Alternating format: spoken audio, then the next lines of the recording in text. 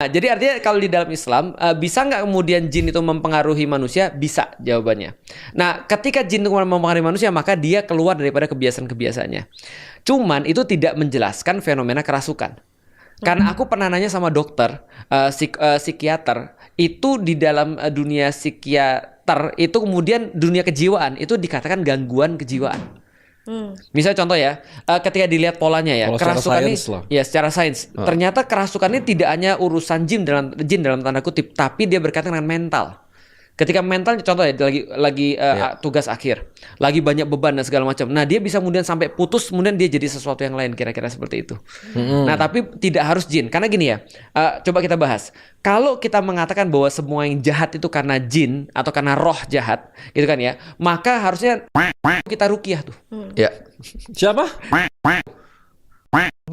Benyamin. Gua nggak bisa ngomong karena nggak boleh ngomong itu kata Remon. Karena nanti kita jadi kena strike. Berarti dia harusnya kalau di ruqyah harusnya beres, tapi kan ternyata tidak kan. Artinya menurutku itu kita bisa bahas dari segi sains, kita bisa bahas dari segi agama. Tapi kalau dari segi agama, menariknya adalah ada seorang ulama ditanya, lebih parah mana? Setan dalam bentuk jin atau setan dalam bentuk manusia? Karena di dalam Islam setan itu adalah sifat. Sifat itu lebih tepatnya adalah kondisi yang melekat pada seseorang ketika dia melakukan suatu aktivitas, itu sifat. Dan sifat itu bisa berubah. Nah, syaiton itu jadi gini, manusia diciptakan dengan pilihan. Ketika dia memilih untuk membangkang kepada Allah, maka dia sudah jadi syaiton. Ketika dia memilih taat pada Allah, maka dia jadi hamba Allah.